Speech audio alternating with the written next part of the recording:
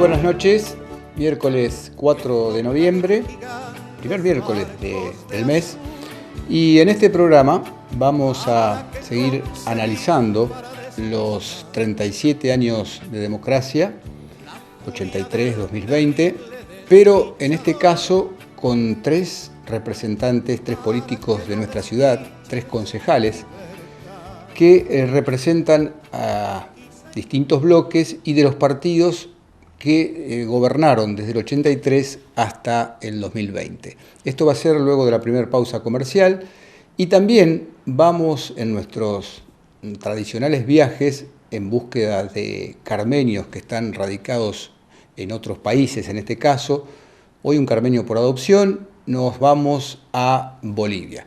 Antes de ir a la pausa, una noticia que personalmente me llenó de alegría y creo que a ustedes también, es el restablecimiento de nuestra querida amiga Micha, que ya está en su hogar felizmente y seguramente nos debe estar viendo. Un beso grande para ella. Vamos, como decíamos entonces, a la primera pausa comercial. Lo hacemos, como habitualmente, con música e imágenes de nuestra querida ciudad.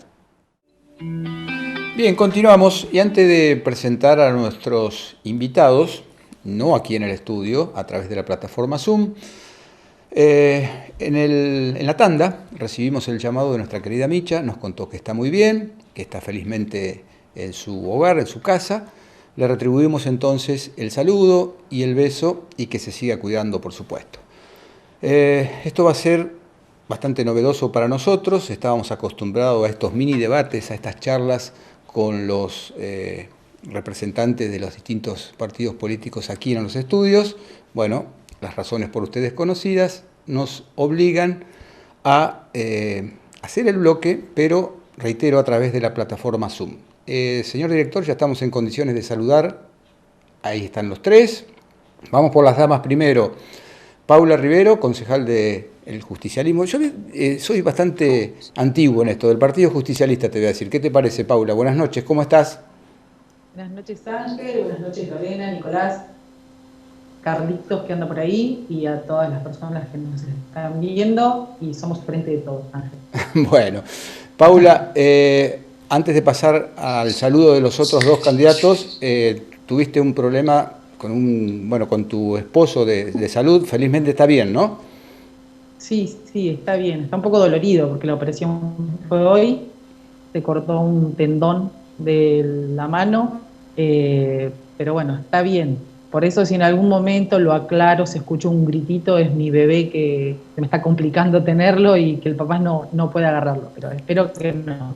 Bueno, le mandamos un saludo y pronto restablecimiento entonces. Vamos con la otra dama, Lorena Martínez. ¿Cómo estás, Lorena? Buenas noches, gracias por estar. Buenas noches, Ángel. Buenas noches a los concejales y a todos los vecinos de Carmen de Areco. Muchas gracias por la invitación.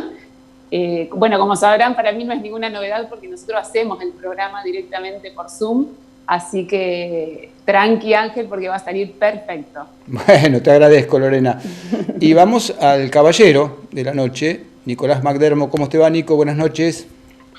Buenas noches, Ángel, buenas noches a todos los televidentes, a los vecinos de Carmen de Areco y a Paula y a Lorena.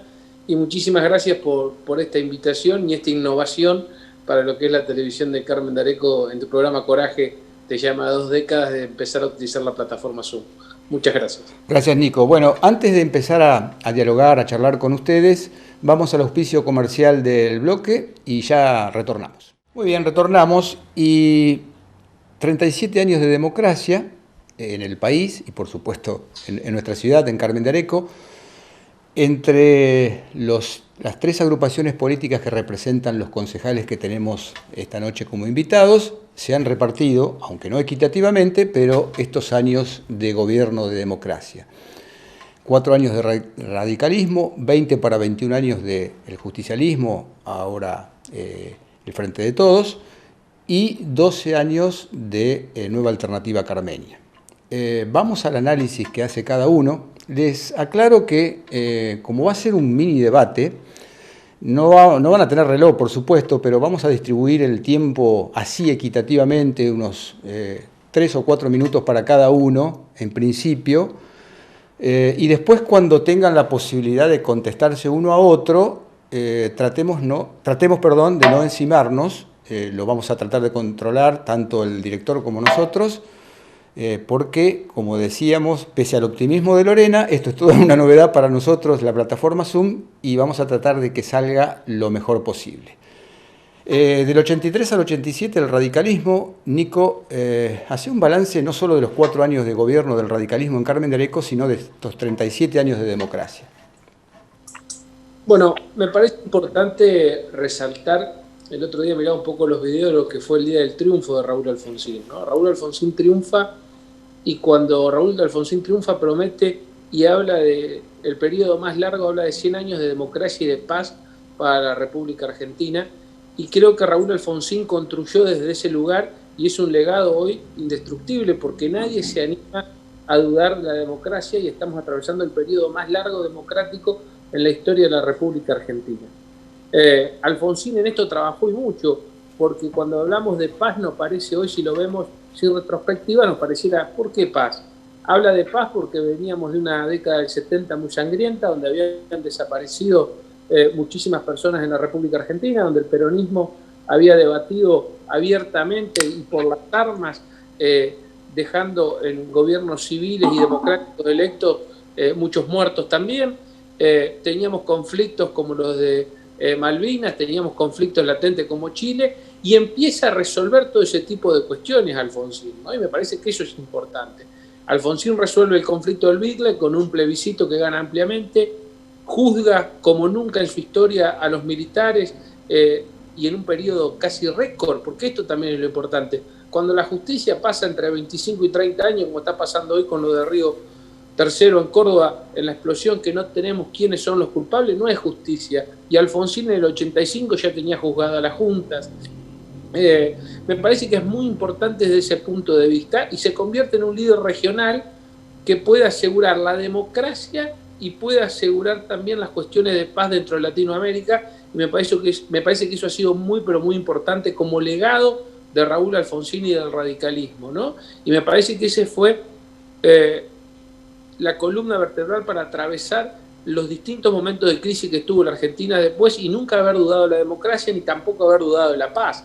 Y Alfonsín no es que nos habla de la paz una vez que es presidente. Alfonsín no se sube al avión que va victorioso a Malvinas, donde se suben los sindicalistas, dirigentes de los distintos partidos políticos. Alfonsín estaba en contra de la guerra, estaba a favor de la vida, y me parece que esto es muy importante. Y un poco también hoy, cuando hablábamos recién acá y miraba al inicio, Alfonsín también habla del papel de la mujer en la política, ¿no? Y es el primero que habla de la patria potestad compartida, y lo pone como una de las cuestiones base de su plataforma electoral. Entonces me parece que fue un adelantado de su época, y eso hizo que fuera muy, pero muy bueno.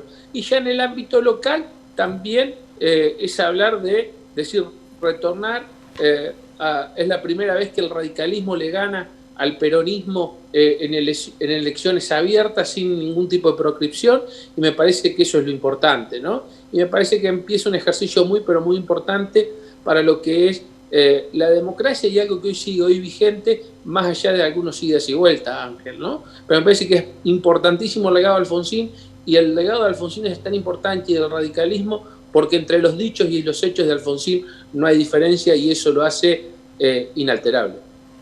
Bien, gracias Nico. Gracias por ahora. Vamos a seguir dialogando, por supuesto. Tu turno, Lorena. Ahí estamos. Sí, te escuchamos bien. Bueno, como bien decía Nicolás, claramente marca un antes y un después en la sociedad. Realmente yo creo que la democracia, además de ser una forma de gobierno, yo siempre digo, y me recuerdo de cuando iba a la universidad, y había un profesor que decía, cuando quieran entender ciertos conceptos, nada mejor que dar ejemplos.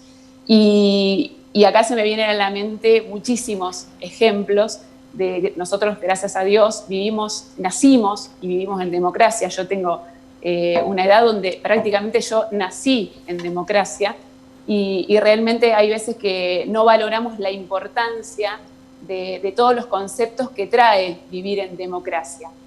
Tener la libertad de expresión, tener el derecho a la educación, tener, no sé, como decía Nicolás, que un presidente haya presentado un plebiscito, o sea, una consulta popular al pueblo, o sea, todos los beneficios que trae la democracia y que a lo mejor en alguna nota he visto que todavía nuestra democracia, decía una democracia adolescente, porque a lo mejor lleva pocos años, tiene mucho para mejorar y nosotros como ciudadanos somos los responsables de ir contribuyendo a esa democracia. Acá en lo local, yo tuve la posibilidad a lo mejor de hablar con compañeros, yo de política a lo mejor del año 83, realmente no recuerdo en lo local, pero sí tuve la posibilidad de hablar con personas que hayan estado en política en esa época y me contaban que en la época que a lo mejor la democracia corría riesgo, en la época de Alfonsín, que acá era Piñataro intendente, todas las fuerzas políticas se pusieron a disposición y fueron al Palacio Municipal para apoyar y para reforzar, para luchar en contra de cualquier acción que atente contra la democracia. Así que bueno, como un mensaje, además de ver la historia, es de disfrutar y de reconocer la época en la que nos toca vivir y transitar, que es una época donde tenemos libertades que claramente en otras épocas no teníamos y tenemos que valorarla ampliamente. Gracias, Lorena. Paula. Bueno, creo que primero hay que pensar que hubo todo un recorrido para llegar a esa democracia el año 83, y desde ese lugar es que reivindico a los compañeros y compañeras, a esos 30.000 compañeros y compañeras detenidos y desaparecidos, y obvio que reconozco lo que significó Alfonsín en esa vuelta a la democracia, todo lo que aportó a esa democracia, pero ideológicamente estoy convencida que el peronismo es democracia. Creo que la democracia no es, como decía Lorena, por ahí una forma de gobierno, sino que la democracia es algo que se practica todos los días, y sin dudas el peronismo es democracia. Derechos a los trabajadores, la universidad pública gratuita, el voto femenino. Creo que en eso se basa la democracia y que el peronismo tiene muchísimo para aportar a toda esa construcción democrática que al día de hoy podemos disfrutar, y creo que se dio desde siempre y que va a ser hasta siempre, ¿no? Porque entendemos a la política así, de manera democrática, no existe otra forma de hacer política. Creo que un ejemplo claro de esto es que hoy, como te dije en un principio, no es que tenga algo en contra del Partido Justicialista, al contrario, soy peronista, pero que hoy somos el frente de todos, y eso habla, ¿no?, de la democracia de nuestro espacio político, de encontrarnos en las ideas y poder saltar las diferencias para pensar en un proyecto de país que nos incluya a todos y a todas, y es lo que ha marcado a lo largo de la historia el peronismo. Podemos tener mejores y peores gobiernos dentro del peronismo, lo cual no voy a discutir, pero sin dudas creo y estoy segura, y es mi convicción, que el peronismo es democracia. Del momento en el que se lucha por infinidad de derechos, como lo hemos venido haciendo a lo largo de la historia, es porque estoy convencida que desde ahí tenemos que pensar la democracia todos y todas. En cuanto a lo local, me pasa lo mismo, si bien nací en el 80, no en el 83, viví en Castilla hasta los 20 años, entonces hay un montón de cuestiones de la política interna de Carmen de Areco que no viví, pero sí, charlando con compañeros y compañeras, me han puesto por ahí un poco en conocimiento de lo que significó también a nivel local toda la gestión tanto de Piñataro como de Luis Pronesti en su momento, y como lo es hoy nuestra gestión, ¿no? Hoy nos toca hacer gobierno y no nos podemos pensar de otra forma que no siendo democráticos. Tenemos un intendente que atiende a todos los vecinos por igual, a todos los sectores por igual, que aún en un contexto de pandemia no ha parado de pensar en un proyecto de gobierno para nuestra ciudad. Así que creo que, en resumen, para mí la democracia es eso. La democracia yo la siento desde el peronismo, por algo sé de este espacio político, y creo que tenemos más ejemplos, muchísimos ejemplos a lo largo de la historia para que validan lo que pienso, ¿no? Bueno, ustedes escucharon atentamente, no sé si hay algo que quieran comentar respecto de lo que han dicho ustedes y los otros, por supuesto, ¿no? Nicolás. Ángel, sí. Lorena. Sí, te escuchamos. Gracias. No, quería aclarar con respecto a lo que decía Paula. O sea, no podemos negar que la democracia es una forma de gobierno, y yo en un momento dije que el peronismo es antidemocrático. Yo digo, el concepto de democracia es una forma de gobierno. Después, obviamente, que tenemos miles de ejemplos para dar de lo que significa la democracia. Con respecto a lo que Paula decía a nivel local, obviamente hay cuestiones en las que yo no coincido, porque íbamos a estar siempre en ese debate eterno.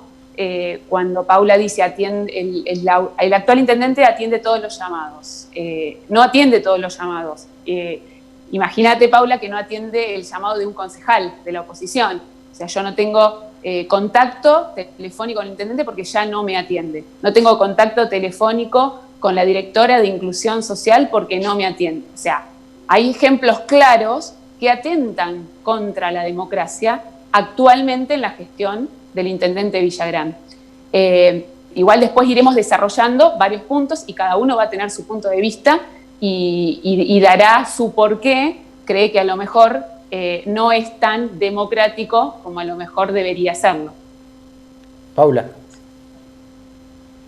Sí, no, quería hacer, estábamos a arrancar debatiendo de temprano. Bueno, para eso estamos, ¿no? Entiendo que Iván, estamos en un contexto de pandemia, entiendo que Iván no está a disposición del teléfono para ver todas las personas que lo llaman desde el espacio político. De hecho, a veces entiendo yo, siendo su compañera de hace 10 años de militancia, que hay veces que no tiene el tiempo porque son un montón de cuestiones las que al intendente le toca atender. Pero sí destacar que el intendente anterior no nos atendió no solo a concejales de manera individual, o sea, no era Paula Rivero que llamaba, sino que no atendía al Consejo Deliberante. O sea, se lo ha citado el Consejo Deliberante, no fue, se pidieron, la verdad no sé la cantidad de pedidos de informes que hubo, no contestó jamás ninguno. Creo que eso es atentar contra la democracia. Nunca hubo una comunicación entre el cuerpo legislativo y el ejecutivo, de ningún tipo, de ninguna índole, hasta llegamos al extremo de tener un biombo que separaba el despacho del intendente de la comunidad. Me parece que si hablamos de algo antidemocrático, esas fueron acciones antidemocráticas. Entiendo que quizás el exintendente estaba cansado, después de 12 años de gobierno, pero la verdad es que quiero destacar que Iván atiende a todos los sectores. No estoy diciendo que atiende llamada por llamada puntualmente, pero sí que atiende a todos los sectores y que todos los días recibe vecinos y vecinas en su despacho, como lo hacía cuando era un militante solamente del territorio. Nicolás. Me parece... Sí, gracias, Ángel. No, me parece importante aclarar algunas cuestiones. Paula habló de la universidad gratuita como logro del peronismo, y me parece ahí que la reforma del 17 y el radicalismo de Hipólito Yrigoyen fue quien hizo ese logro, ¿no? Me parece importante dejar algunos logros y algunas cuestiones en claro. Me parece también que en el haber queda, cuando hablan de un peronismo democrático, que el peronismo tiene que aprender a ser oposición. No de casualidad, por primera vez en más de 100 años de historia, el gobierno Mauricio Macri es el primero que logra finalizar, porque hay un sector del peronismo que le gusta atentar contra los otros partidos cuando le tocan gobernar, porque fueron y tiraron piedras, porque fueron y nos corrieron con un helicóptero. Y me parece que esto también es cuestión de la maduración democrática que tenemos que tener de acá para adelante. Y en el orden local, me parece que hay un montón de situaciones y creo que tenemos que empezar a atender lo de la pandemia como una cuestión que puede atentar contra las libertades, ¿no? Me parece que lo que pasa en el norte, que lo que pasa en muchos lugares, que hay gente que no puede volver a la casa, que hay gente que no puede trabajar. Vemos lo que está pasando en Carmen de Areco, donde tenemos carta en el Consejo Deliberante de un sector importante de la comunidad que no puede trabajar porque no le dan las garantías para trabajar. Todas esas cuestiones, atentar de a poco también contra las libertades, porque la democracia es la libertad esencialmente, la libertad de poder expresarse, la libertad de poder trabajar.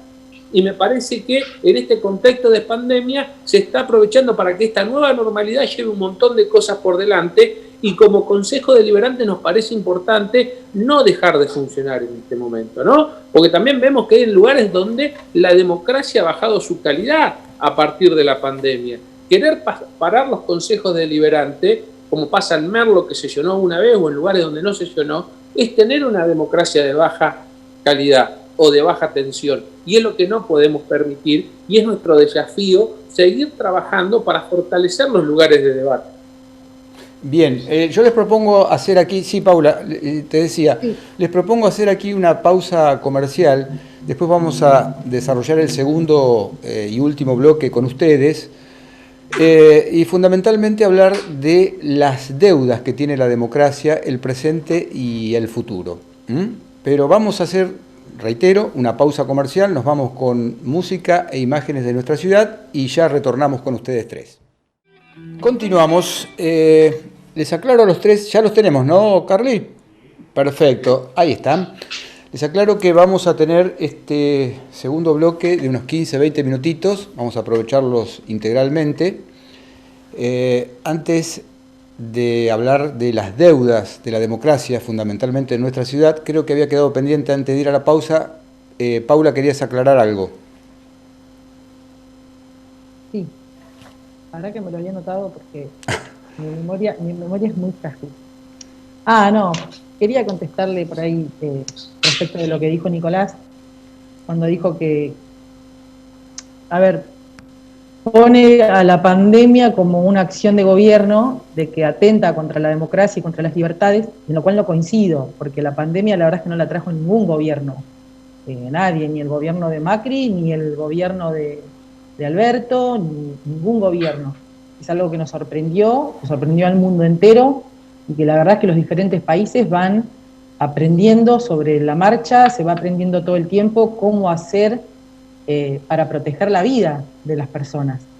Entonces no voy a coincidir en que la pandemia atenta contra las libertades o querer adjudicarle la pandemia a nuestro gobierno, tanto a nivel nacional, provincial como local.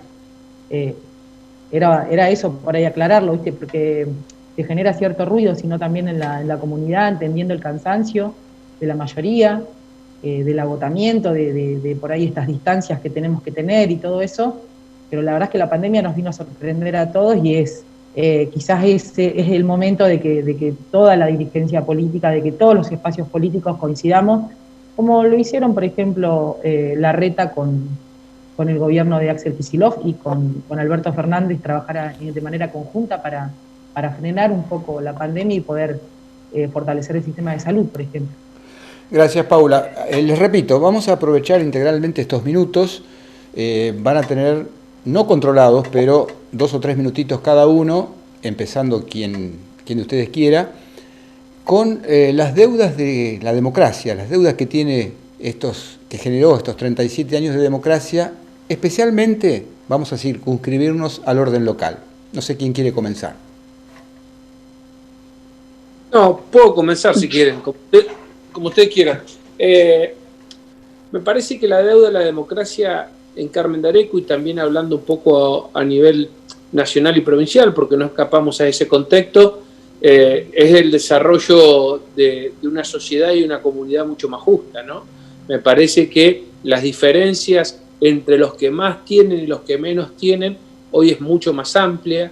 Me parece que hay cuestiones de viviendas sociales, hay una cuestión de dignidad, que también es una deuda histórica.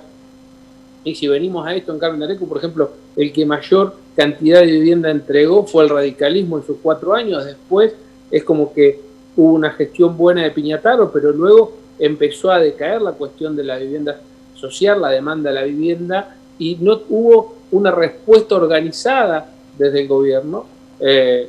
Y acá nos cabe el sallo a todo, ¿no? Y vemos lo que pasa entre Sargento. Hay una vivienda que hace 10 años que se entregaron por ordenanza, se adjudicaron por ordenanza y se entregaron hace un mes sin pososiego.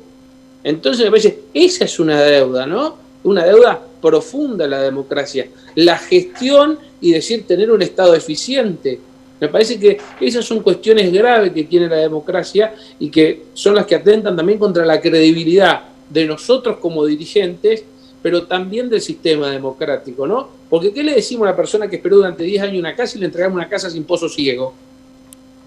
Bueno, estas son el tipo de cuestiones que tenemos que ir viendo cómo solucionarla. Me parece que hay una cuestión profunda que es combatir la burocracia, combatir este tipo de cuestiones y tener un Estado presente, pero no presente desde los discursivos, sino presente desde lo ejecutivo y que sea mucho más responsable y que sea mucho más ejecutivo en el gasto, porque vuelvo a poner este ejemplo que me parece un ejemplo pequeño, pero así tenemos un montón de ejemplos, tenemos un montón de desarrollo que no nos ha llegado como comunidad y en esto englobo a todos, a la provincia y a la nación, ¿no? Me parece que la gran deuda es esa, ¿no? La mayor equidad y un desarrollo y lo que se entendía como justicia social del progresismo, que el radicalismo decía, bueno, mi hijo el doctor, que el de clase baja podía tener un hijo profesional, bueno, ese esfuerzo bien entendido me parece y ese progreso continuo en la escala social me parece que es lo que nos debemos como democracia y que es lo que el desafío para adelante, Ángel.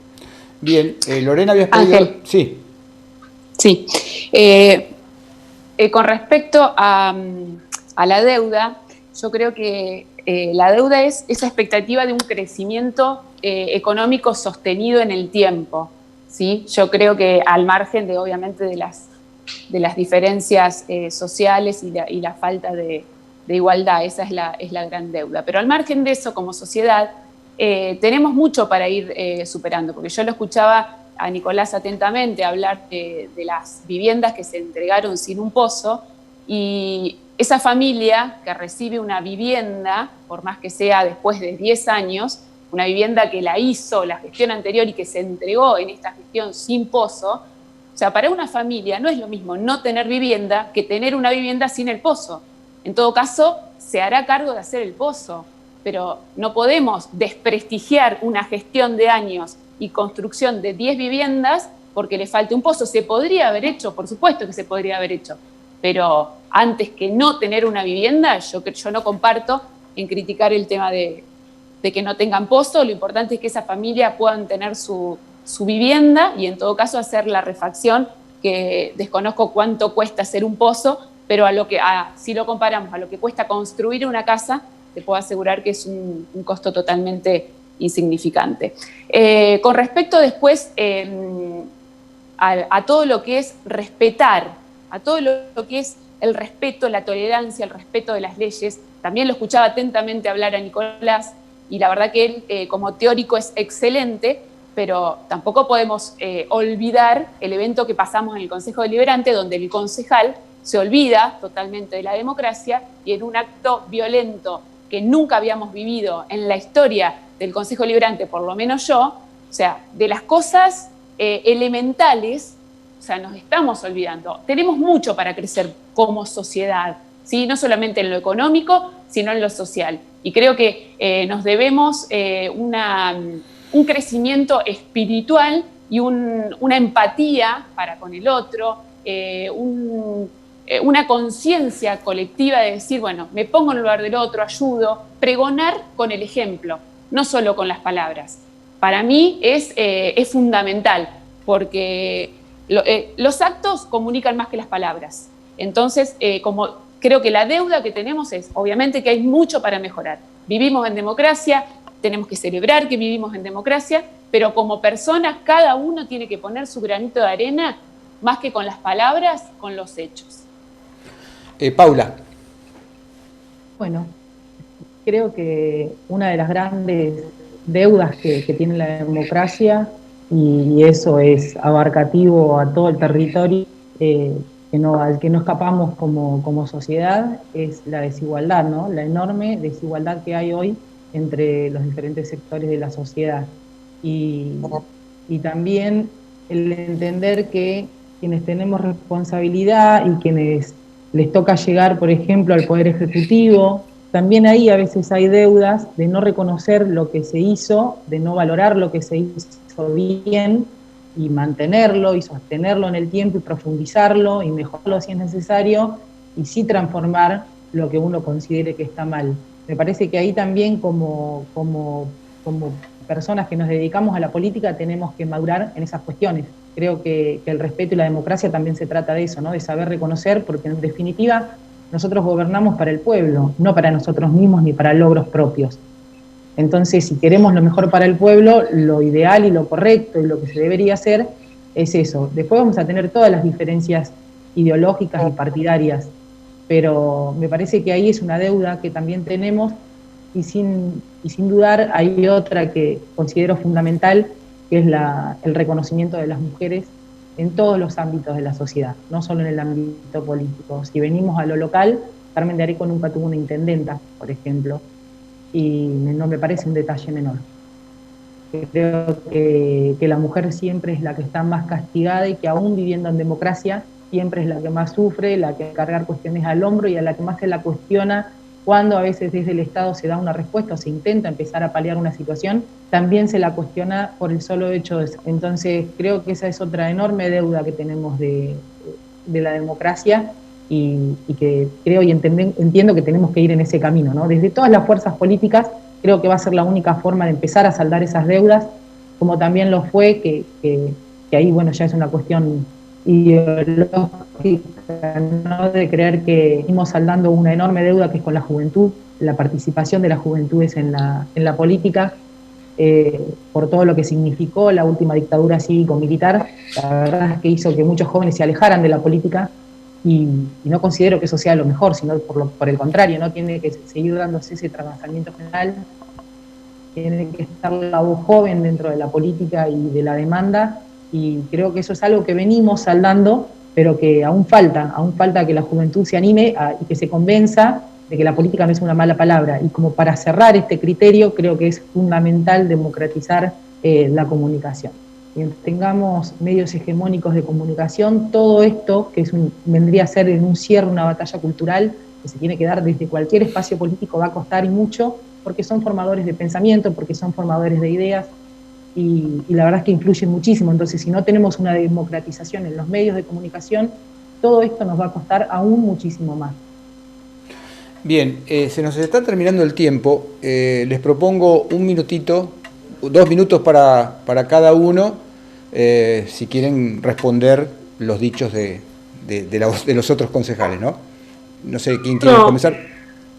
No, me parece importante una cuestión, Ángel. Me parece que la concejal Martinich hace referencia a una cuestión que me pasó dentro del Consejo Liberante y me parece importante. Estas cuestiones han pasado, hay dirigentes y hay ex directores del vecinalismo que quisieron golpear a un sindicalista dentro de la municipalidad, y me parece que no viene bien y decir y empezar a machacar estas cuestiones. Cuando uno se equivoca debe pedir perdón, yo lo he hecho. Creo que cuando uno se pone en juego el honor de una persona y no se puede respaldar esa denuncia que se está haciendo, me parece que cuando uno se siente afectado muchas veces reacciona de manera que no esperaba ni uno mismo, ¿no? Pero se ve porque se pone en juego el honor.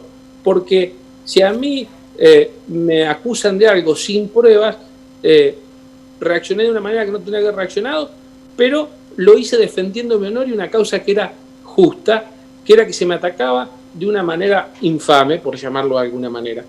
Y es la única aclaración que quiero hacer al respecto.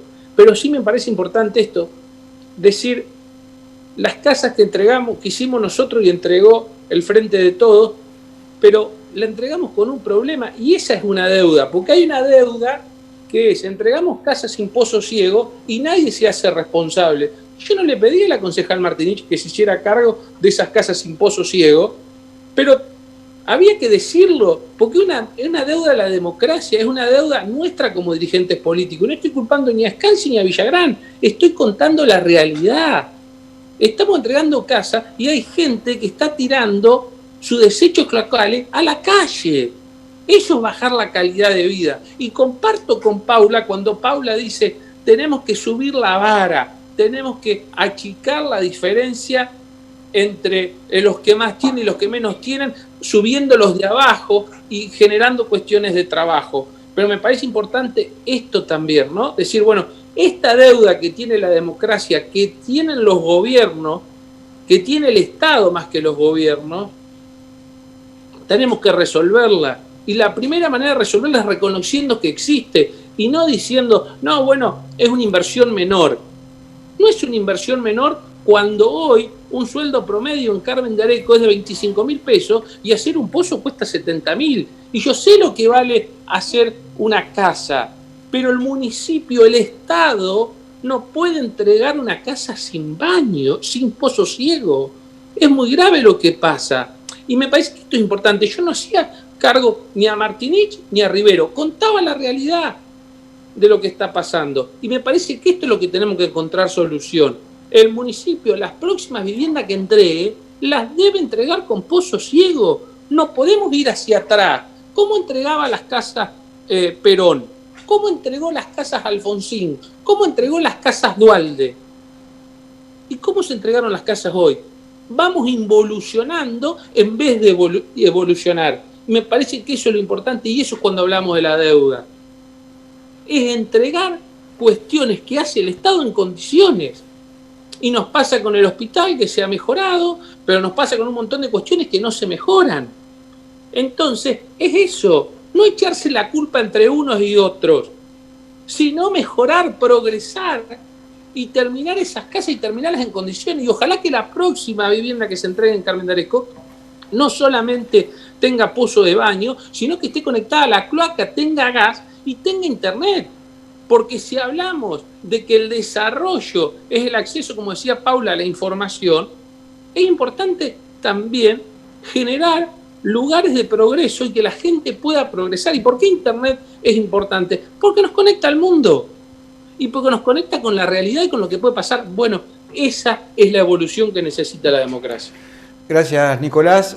Apelo al poder de síntesis de las dos damas que restan hablar. No sé si querés empezar vos, Lorena, Paula. Sí, está bien, Lorena. Lo escuchaba a Nicolás y volvemos a lo mismo con el tema del respeto y la tolerancia. Yo estoy feliz de que se hayan entregado las casas. Yo no veo la gravedad que el concejal ve. Obviamente que estoy de acuerdo en que si se puede hacer el pozo y hay presupuesto y hay personal y se entregan con pozo, bienvenido sea. Y si le pueden hacer cloacas, bienvenido sea. Pero a lo que voy es, una familia que está esperando una vivienda para habitarla, lo menos que se va a fijar es si tiene pozo o no. Entonces, está bien que pensemos en un futuro, pero yo creo que detenernos en pequeñeces y no ver lo importante, o sea, es como yo te decía, con lo que cuesta una casa, poder entregarla, o sea, es insignificativo, o sea, que no tenga pozo. Y en todo caso se armará un proyecto que presentaremos en el Consejo Deliberante sugiriendo al intendente que la próxima inversión que haga sean los pozos de la vivienda de Tres Sargentos, pero no estar buscando el pelo en el huevo constantemente. Y con respecto al respeto de las leyes, o sea, yo creo que la deuda es esa, es respetar las leyes, es no hacer abuso del poder, no respetar en todos los ámbitos. Nosotros como funcionarios públicos, como hablaba el concejal, yo desconozco de cualquier otra situación que haya vivido o que por rumor le haya llegado. Esta situación la estoy hablando porque la viví yo y porque yo considero que es algo que no se puede repetir y que además estamos en una situación donde ya han pasado muchísimo tiempo y ni siquiera ninguno de los dos concejales implicados ha tenido una sanción. Entonces, esas son las deudas de la democracia que tenemos. ¿Por qué? Porque cualquier ciudadano común infringe la ley y tiene que pagar por eso. Va a tener una consecuencia. Y en este caso es lo mismo. Y nosotros ya pasaron varias sesiones, pasan las semanas y los concejales implicados no tuvieron ninguna sanción. Entonces, esas son las deudas que tenemos. Y nosotros como funcionarios públicos tenemos que dar el ejemplo. Cuando decimos respetar las leyes, es circular en un ciclomotor con un casco puesto, no después decir por las redes sociales no se usa el casco en la ciudad.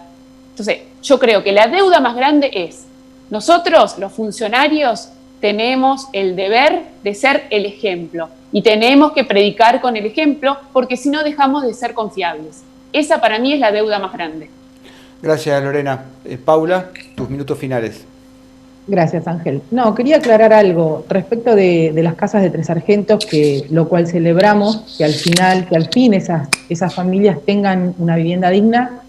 se entregaron con un sistema de sangría que reemplaza el pozo ciego. Hay familias con las que, de hecho, con todas las familias se habló previamente a la entrega de las viviendas, se les consultó y quisieron recibirlas igual, porque la verdad es que era algo que necesitaban de manera urgente, tener esa vivienda. Entonces, los que pueden hacerse el pozo lo van a hacer, y los que no van a contar con ayuda del Estado municipal para hacerlo. Pero no se entregaron para que las familias hagan sus necesidades en un balde. O sea, no fue esa la realidad. Respecto a lo que, eso era a modo de aclarar, ¿no? Que es lo que pasó en Tres Sargentos. Después, la verdad es que nos preocupa mucho entregar casas, pero, por ejemplo, Procrear quedó parado durante 4 años. Tenemos hoy un gobierno que está entregando barrios de Procrear, finalizando viviendas que no estaban. Cerramos fábricas, el derecho al trabajo no existió. Hubo muchas cosas, y vamos a ir a la gestión en sí misma de lo que fueron los 4 años de Cambiemos, para criticar. Cerramos escuelas, no hicimos más universidades, golpeamos a los jubilados cuando se fueron a quejar. Hubo muchas cosas que preferiría no hablarlas, no transmitirlas ahora con los vecinos, más allá del debate, ¿no? Más allá de que creo que es interesante debatirlo, me parece que no es el momento. Como tampoco creo que no es oportuno seguir hablando de esto que sucedió en el Consejo Deliberante. Creo que quedó más que explicado. Entiendo que la concejal quiera pedir una sanción, y si su postura la respeto, por supuesto, pero creo que lo explicamos más de una vez, que los vecinos merecen que les demos otra cosa, que le empecemos a dar soluciones ante toda esta situación que está pasando, y no que se sancione o no a un concejal por algo que pasó dentro del Consejo Deliberante. Si bien entiendo que es justo su reclamo, creo que hoy no es lo importante, ¿no? Tenemos que aprender a diferenciar lo importante de lo urgente. Creo que no es lo urgente hoy eso para la gran mayoría de la comunidad. Respecto a por qué, le digo, pedí disculpas, lo hice yo misma en la sesión anterior, explicamos por qué estábamos en conocimiento de algunas cuestiones, y es porque trabajamos dentro del comité de crisis. Entonces creo que me parece que es algo que ya no le hace bien a la comunidad, que no es un mensaje que me parece que tengamos que seguir dando desde el Consejo Deliberante, que tenemos muchísimo para trabajar, que nos queda poco de este año legislativo para poder trabajar. Entonces creo que tendremos que aprovechar eso para empezar a dar respuesta a la gente, como lo viene haciendo, y de eso soy una convencida, la gestión del intendente Iván Villagrán. Creo que a pesar de la pandemia pudo poner y aplicar un montón de cuestiones que venían proyectadas para la gestión de gobierno, y es ahí donde nos vamos a enfocar. Si hablamos de deuda, como dije hoy, son muchísimas en la desigualdad, en el género, en la ascendencia social, en el acceso a la tierra. Hay que empezar a discutir el acceso a la tierra y dejar de verlo como una cuestión meramente partidaria y de intereses de algunos pocos. Hay discusiones que hay que empezar a dar desde la política. Por eso creo que las deudas son muchísimas, y creo que desde acá podemos hacer mucho. Seguramente no vamos a tomar grandes decisiones que influyan a nivel país, pero sí podemos aportar muchísimo desde el Consejo Deliberante. Gracias, Paula. El agradecimiento para los tres. Si me prometen que son 30 segundos nada más, ¿vos querías decir algo, Lorena? Sí, no, simplemente cerrar lo que dijo Paula, que yo no considero que no haya cosas importantes, simplemente digo que nosotros somos quienes el pueblo nos eligió para representarlos, y tenemos que dar el ejemplo, y yo digo que es importante que se sancionen ciertas actitudes.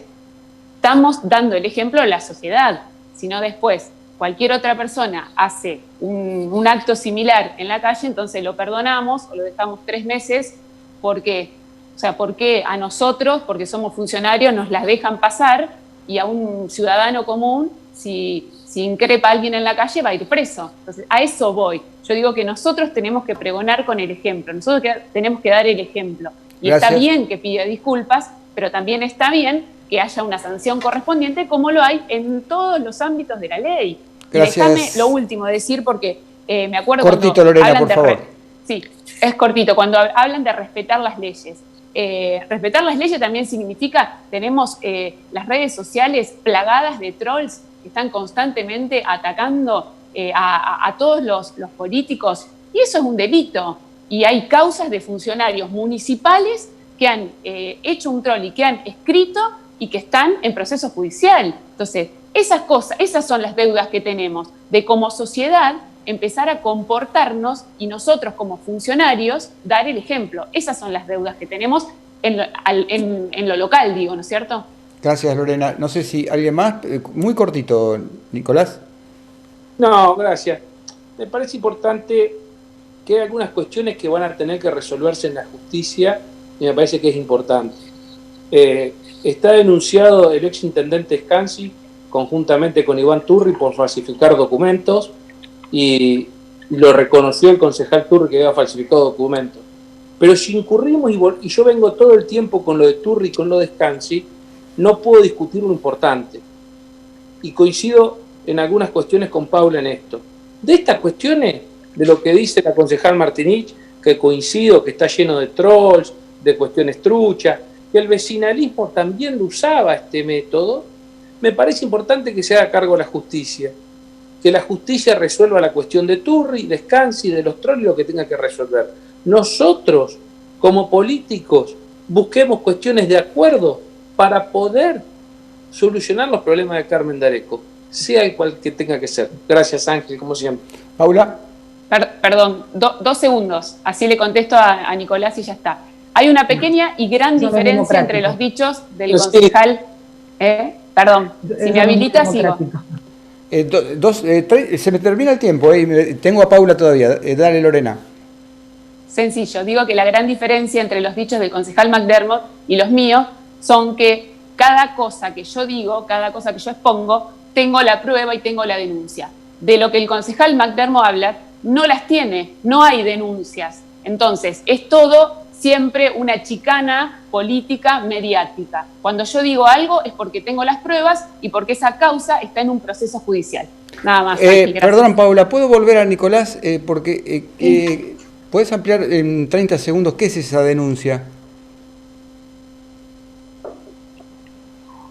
No, bueno, la denuncia está hecha, está realizada. El viernes se la mostraré a la concejal Martinich. La hemos realizado hace un mes ya.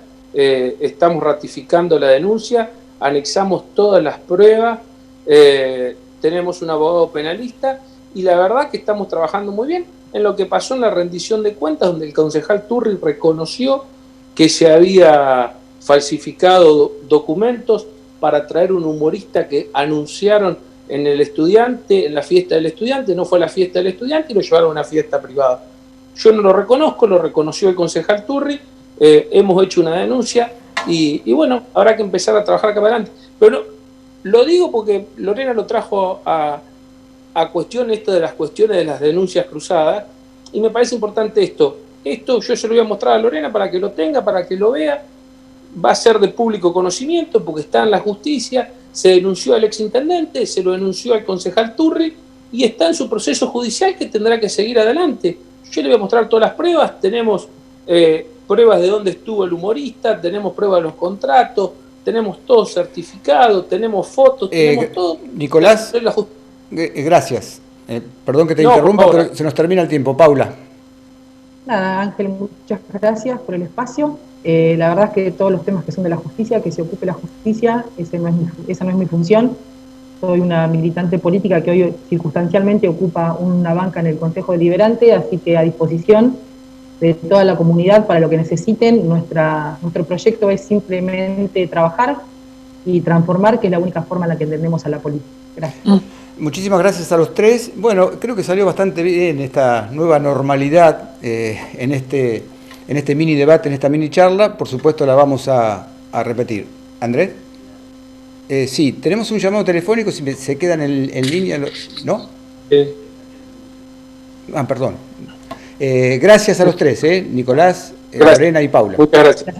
Muy bien. Gracias, Ángel. Saludos a todos. Muchas gracias. Ángel, ¿sí? Déjame pasar la publicidad, porque mañana a las 21 horas, jueves, tenemos el programa NAC Más Pasión por Carmen. Bueno, ahí va la factura. Muy bien. Gracias a los tres. Bueno, Gracias. vamos a cerrar comercialmente este bloque y enseguida volvemos. La Central Carnes, la mejor atención y la mejor calidad en todo Carmen de Areco. Encontranos en Avenida Sarmiento 777, teléfono 2273 44 2365. La Central Carnes, precios muy bajos siempre. Bien, muchas gracias. Vamos a hacer aquí la última pausa comercial. Nos vamos con música e imágenes de Carmen de Areco. Luego de ella también nos vamos, pero esta vez imaginariamente a Bolivia, en búsqueda de un carmeño por adopción que está radicado en el país limítrofe. Y yo me voy y me quedo allá, me quedo en Bolivia. Hasta el próximo miércoles me despido. Muchísimas gracias. Retomamos uno de estos habituales viajes de los miércoles de Coraje. Esta vez vamos a Bolivia en búsqueda de un, podemos decir, carmeño por adopción. Si yo digo Jorge Jovovich, me van a decir, ¿este quién es? Ahora, si yo digo Johnny, muy buenas tardes, ¿cómo le va? Ahí sí, ¿no? ¿Qué haces, Ángel? ¿Cómo andás, Ángel? Que decís buenas tardes. Si yo digo Jorge, no te conoce nadie por Jorge. No me conoce, ni en mi pueblo, arribeños, me conocen por Jorge. Todo Johnny. Ahí está. Bueno, ¿por qué decimos entonces un carmeño por adopción, Johnny?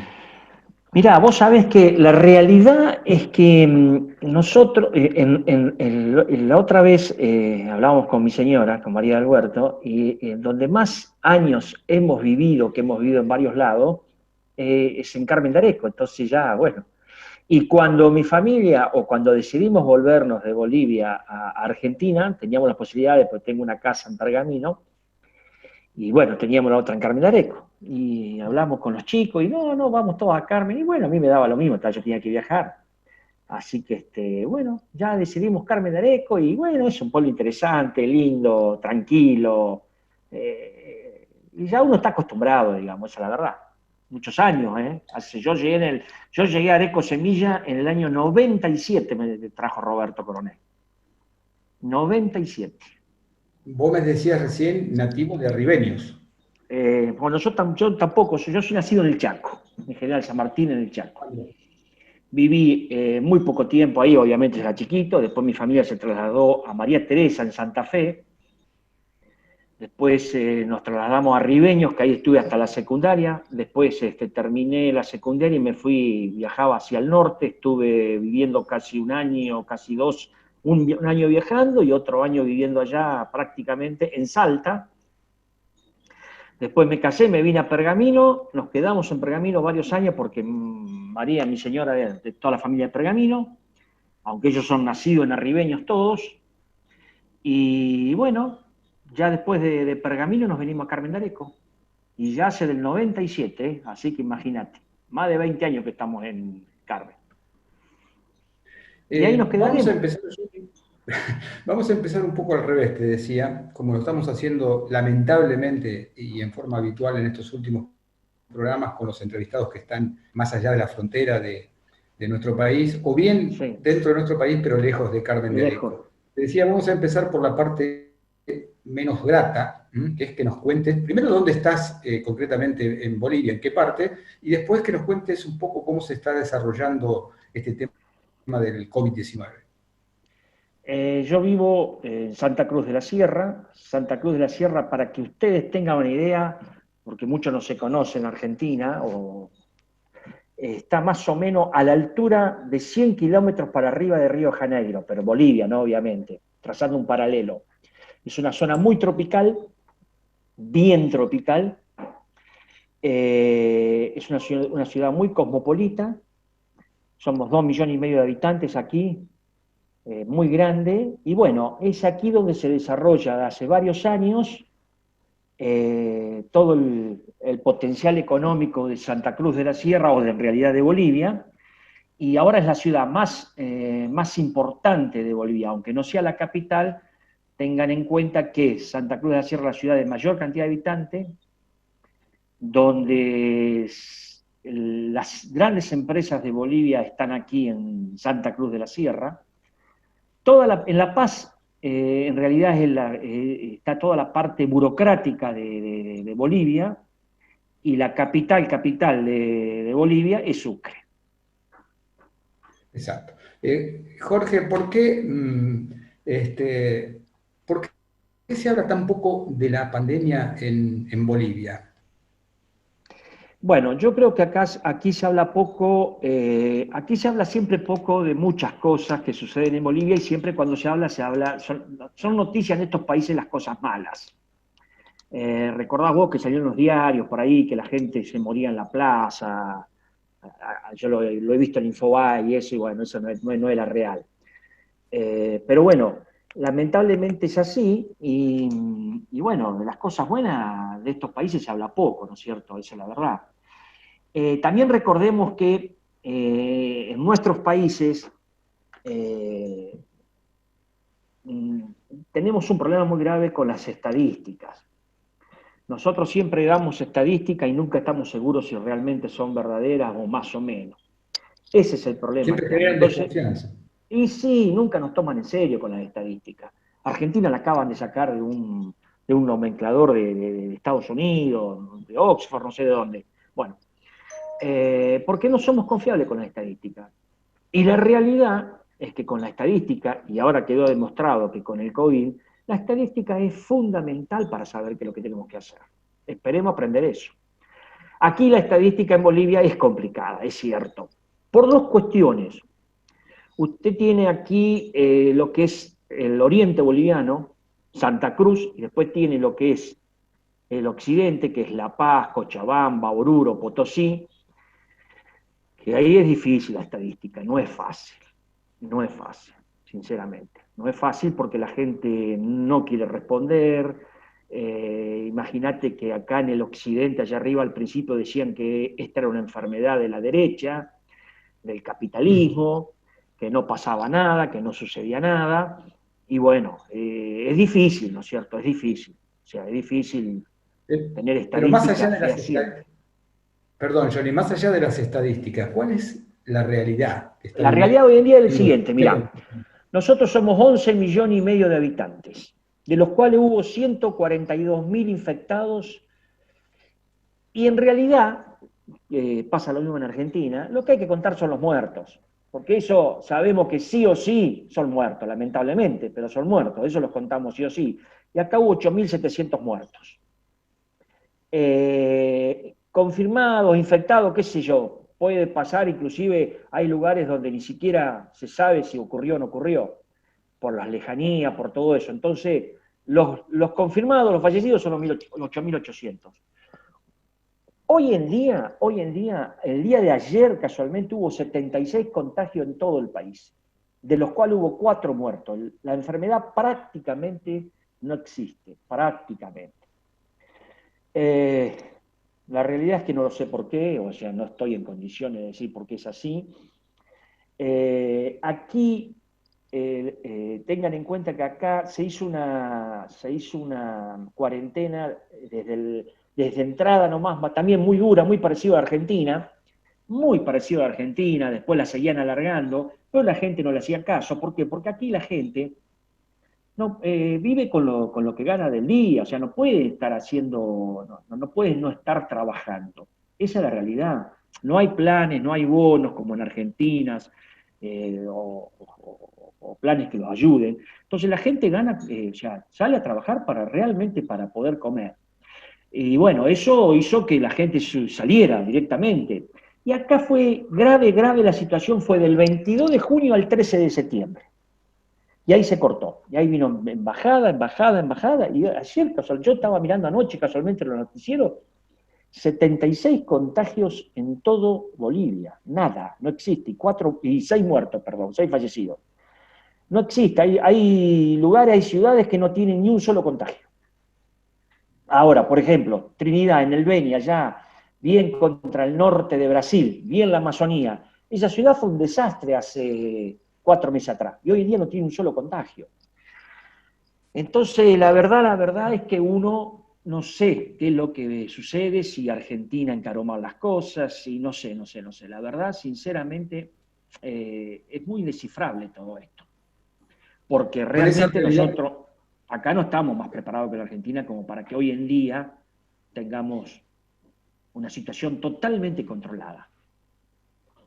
Con esa realidad que pintás, Johnny, me imagino que la situación sanitaria está controlada también. Totalmente Pero controlada. a la capacidad hospitalaria y eso. No, sí, pero totalmente. Ya empezaron a abrir los hospitales para atender otras enfermedades, ya le avisan a la gente que vayan, porque pasó muy parecido a Argentina, o sea, la gente no iba a los médicos, no, los que se hacían tratamiento, no, los hospitales no atendían nada más que por COVID.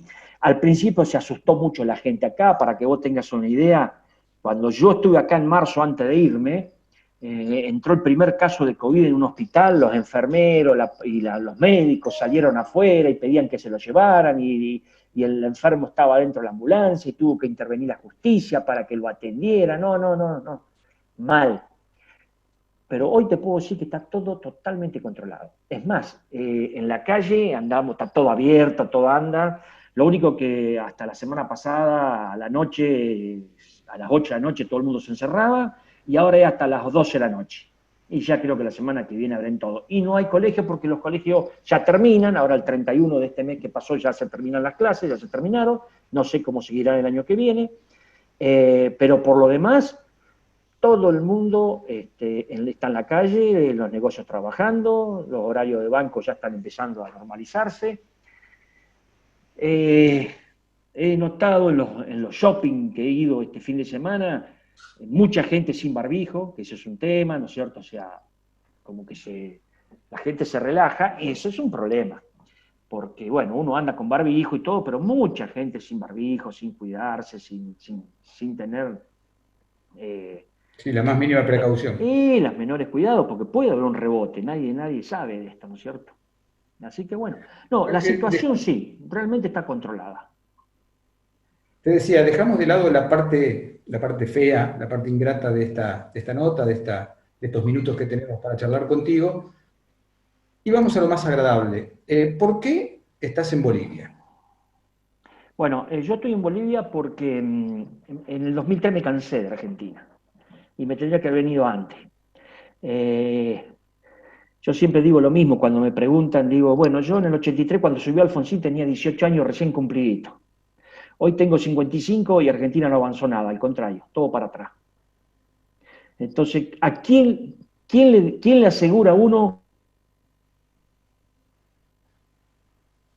Ahí te estamos perdiendo por un instante, vamos a tratar de...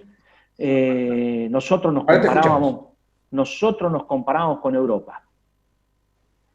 Hoy en día nos estamos comparando con los demás países sudamericanos, ya ni siquiera con Brasil, sino con los países, ni con Brasil ni con Chile. Nos comparamos con los países más pobres de Sudamérica. Y bueno, así estamos. Entonces, ¿qué vamos a hacer en Argentina? Nada. Elegí Bolivia porque, bueno, había una gente acá conocida mía y que podía venir para acá. Y bueno, me vine así, medio a lo gitano nomás, medio como a lo ciego.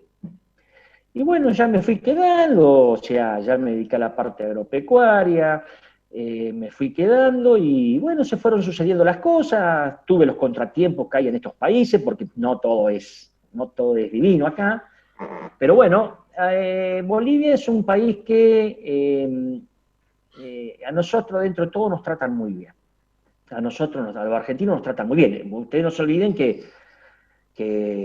boliviano en Argentina usted no agarra un taxi acá en Santa Cruz de la Sierra que él o su familia pasó por Argentina.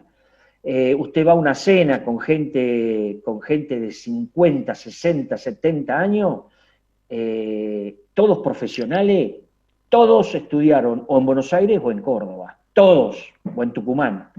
Entonces Argentina es una patria importante para ellos. Es importante, o sea, usted tiene desde los profesionales que hace mucho tiempo estudiaron allá, ahora ya están yendo a Estados Unidos o a Chile a estudiar, o la gente que va a trabajar a Argentina, y todo el mundo ha ido a Argentina, todo el mundo.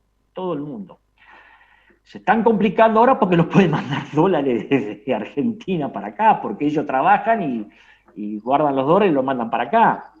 Ellos, la época de oro, todo el mundo te habla, esta mañana agarré un taxi y me decía, yo la época de oro mía, dice, el taxista, yo trabajaba de tractorista en Río Tercero, ganaba $1.800, dice, era imposible, en la época de Vélez era, del 1-1, dice, era imposible ganar ese dinero en Argentina, acá en Bolivia.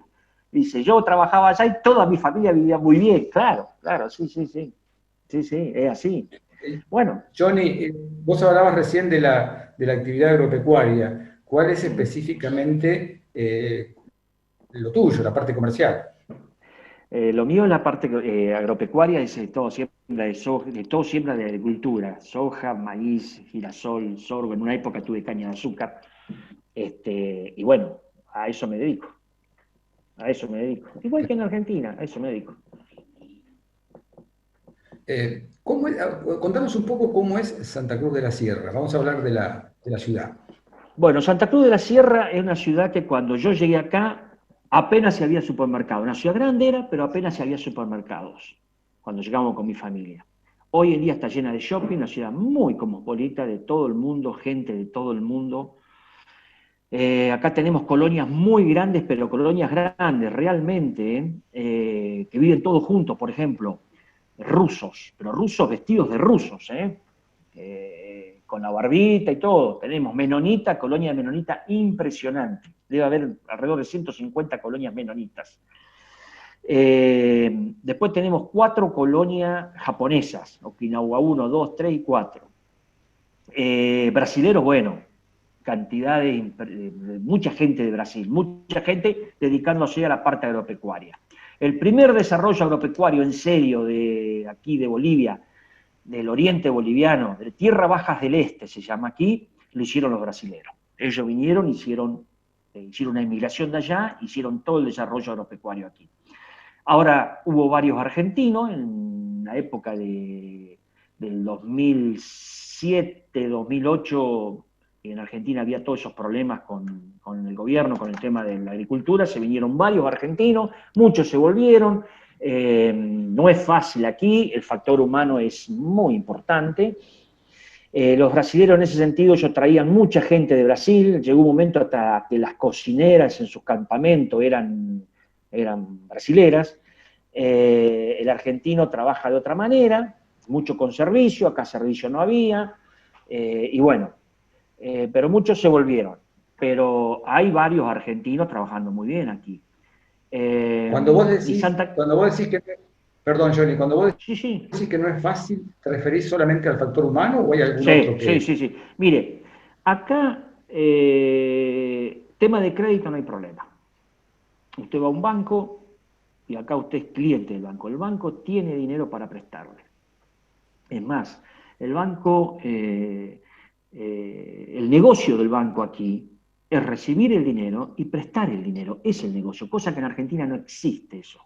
El negocio del banco es la tarjeta de crédito, de cobrarte el 60, 70%, no se sabe. Pero la realidad es que el negocio del banco allá no existe. Y acá se presta a largo plazo el dinero. Para que usted tenga una idea, Ángel, acá cuando hace un año atrás Evo Morales lo sacaron del gobierno, la ciudad, toda Bolivia estuvo sitiada durante 21 días, no se movía nadie. Bueno, los bancos estaban abiertos. Acá nadie se le va a ocurrir tocar un dinero del banco. Nadie, porque ahí se lo cuelgan. No se puede tocar, el dinero es sagrado. Todo el mundo, nadie piensa en llevar la plata a otro lado, no, la llevan al banco. Usted va al banco y la llevan al banco. Estaba leyendo ahora, este año fue un año dramático para Bolivia, porque bueno, con el cambio de gobierno que se fue Evo, que no se fue por la buena, hubo problemas. Y el COVID, subieron los depósitos, o sea, en un 6%. O sea que la gente lleva la plata, el dinero al banco. Nosotros tenemos una inflación hoy en día, en este año, del 0,5% y vamos a llegar al 1,2, 1,3% anual. Y todos los años lo mismo. Entonces, los bancos prestan dinero. Y el desarrollo pasa, todo el desarrollo, o sea, acá es muy normal ir al banco a pedir dinero para encarar un negocio. O para hacer una importación, o para hacer un negocio, no sé, cualquier cosa, usted es muy normal ir al banco. Es muy normal. Entonces, sí. ¿Cuál es la situación social del país? Vos recién mencionabas la caída de Evo, bueno, ahora de alguna manera está volviendo con un candidato que él supuestamente apoyaba, ¿no? Pero ¿cuál es la situación social después de esa caída de Evo? Ahora ganó Arce Catacora, que fue ministro de Economía de Evo, que fue el que hizo todo el desarrollo del país. Esa es la realidad. Es maoísta, mire usted. Y son pragmáticos. A ver, cuando vos no tenés dinero, tenés que ser pragmático. Ellos van a juguetear con Venezuela, con Argentina, con Cuba y todo, pero después terminan siendo pragmáticos. Las cuentas se pagan. Usted la cuenta acá se paga. Y ellos ahora, el nuevo gobierno que entra, hay 24 ministerios, ya saben que lo tienen que bajar a 11, 12 porque no hay dinero, porque esta pandemia le pega fuerte. Y no hay dinero, y lo van a bajar a 11, 12, 13 ministerios. Y la otra gente de los otros ministerios, no es que se la van a meter allá, no sé, no, los echan. Lo sacan, o sea, esto es muy pragmático, porque acá no hay dinero, acá le cuesta mucho el dinero a la gente. Entonces, no se pueden dar el lujo de despilfarrar dinero. No hay lujo para eso. Ya lo hicieron del año 2005 hasta el año 2015, y bueno, tuvo su desarrollo. Crearon 12, 13, 14 empresas estatales para todo, perdieron plata, pero no se sabe, las van a cerrar o las van a vender, hay algunas que ni siquiera las van a vender. En ese sentido la economía es pragmática. La gente está complicada. Usted no se olvide que aquí la gente, como yo le decía, vive de lo que produce durante el día. Y bueno, nosotros veníamos creciendo al 4 o 5% anual, y hoy en día estamos en un menos 5% anual con el tema de la pandemia. ¿Y eso qué es lo que quita? Es el dinero de la gente que produce acá adentro y que vende y que comercia y que se la va rebuscando. Consume, digamos. Es la que consume, claro, es muy consumista el boliviano, muy consumista. Vos hablabas al principio de la nota de que en Bolivia no hay planes sociales. ¿Por dónde pasa la contención social del gobierno? Ninguna. Porque que no haya planes no significa que no haya pobreza, ¿no? Pues hay pobreza, ¿cómo que no hay pobreza? Sí. Sí, mira, acá hay 2,5 millones de personas en la pobreza. En el 2005 era un 38%. En el 2018 bajó al 15%. Sin planes sociales. Acá Evo Morales le dio un plan que me pareció perfecto a los chicos que terminaban la primaria de 200 bolivianos, eran $30. Nada, lo querían matar. ¿Cómo le iban a dar un plan social a un chico que terminaba séptimo grado? El bono Juancito Pinto, el único plan que hay. El único plan que hay. Bueno, acá no se te ocurre ir a pedir plan al Estado porque sabés que no te lo va a dar, porque no te lo puede dar, no tiene dinero. No tiene dinero el Estado. Y bueno, no te da el plan. No tiene dinero y no se endeuda para eso. Esa es la realidad. Entonces la economía es más real. Ahora, hay un problema que es la pobreza. Usted no se olvide que el boliviano es una persona que usted donde vaya, Europa, Estados Unidos, Argentina, Brasil, está lleno de bolivianos. Hay 2 millones de personas viviendo afuera. Entonces no es fácil para esa gente. Esa gente se tiene que ir a trabajar afuera. Esa es la verdad. El conflicto social con Evo Morales en el poder y Arce Catacora en el gobierno no va a pasar grandes cosas, no va a haber un conflicto importante, no lo va a haber. Acá hay 2 grupos muy importantes y muy fuertes, que son el grupo minero y el grupo de la coca. Son los que producen el chapare, la hoja de coca. Ese que está en el trópico cochabambino, ese es un grupo muy afín a Evo, los maneja Evo, y los grupos de mineros que son duros, porque son muchos, son gente muy dura, que fueron los que tumbaron realmente a Evo, y eso están divididos, eso sí están divididos. Ahí puede haber algunas cositas, si el gobierno no arregla, o sea, bueno, puede haber algunas situaciones, ¿no es cierto? Pero el conflicto social con Evo en el gobierno o el poder del MAS en el gobierno no va a haber problema. Johnny, lamentablemente se nos está terminando los minutos. Voy a apelar a tu poder de síntesis para que nos digas en 2 palabras, va a costar, ¿no? Pero para que nos digas en 2 palabras, ¿cómo es Santa Cruz de la Sierra como ciudad, como paisaje, y el clima. ¿Te animás a resumirlo Sí, el clima es hermoso, el clima es hermoso, es lo más lindo a mí me encanta. Acá la temperatura mínima son 13, 14 grados durante una semana y después no existe más, todos pasan de 30 grados todos los días con viento a la noche, refresca, lindo. La ciudad es muy grande, pero conserva lo que es un pueblo. Muy segura, usted va a cualquier lugar, deja el celular, no está pensando que te van a robar la cartera, no. Acá el que roba o lo agarra la policía o lo agarra la gente y le da duro. Entonces no hay, ahora puede haber un poco más de robo por el problema que hay con esta situación, ¿no es cierto? Pero no, es una ciudad segura. Y segura porque se cuidan entre ellos, no sé, a ver, porque usted no es que ve mucha policía en la calle, no. No, pero bueno, acá el que lo agarran es dramático, ¿eh? La ciudad es muy linda, la verdad es muy linda. Es moderna, Ahí, se está edificando, pero ya ahora, porque la ciudad de Santa Cruz, una ciudad era que no tenía edificios, porque se extendía mucho, una ciudad que se extiende entre 40 y 50 kilómetros largo tiene.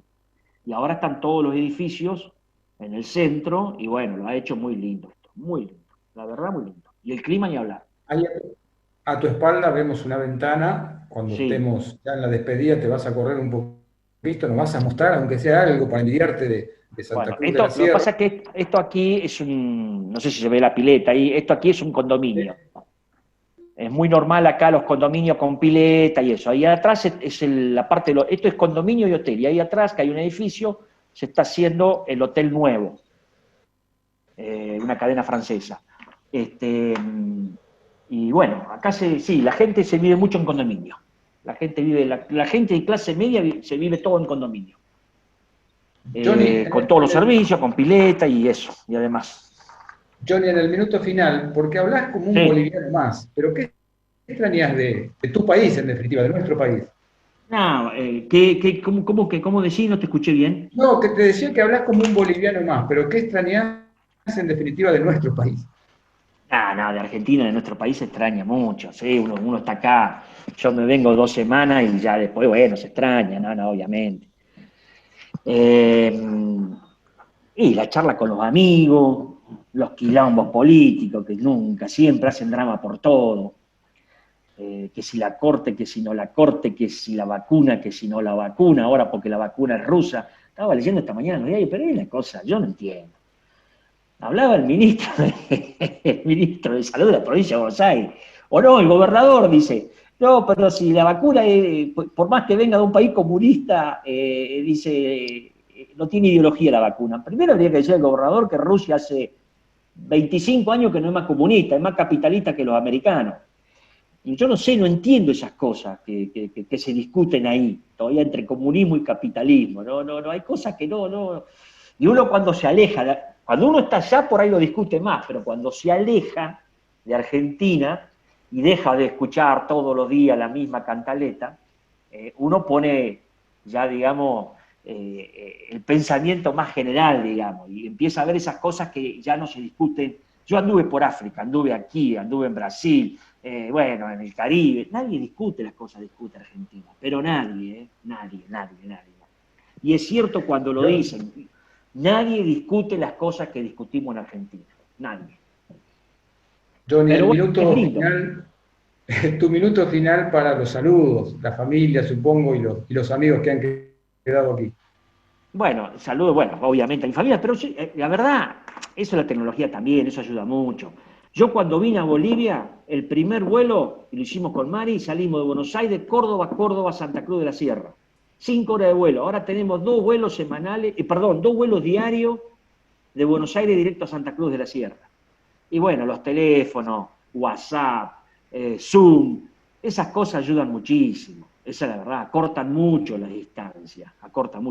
Así que bueno, saludo a toda la gente de Carmen de Areco, a los amigos ahí del bar de Muca, a los de la Shell que tomamos café, y bueno, ya voy a volver y no, les prometo que no me voy a pelear por política.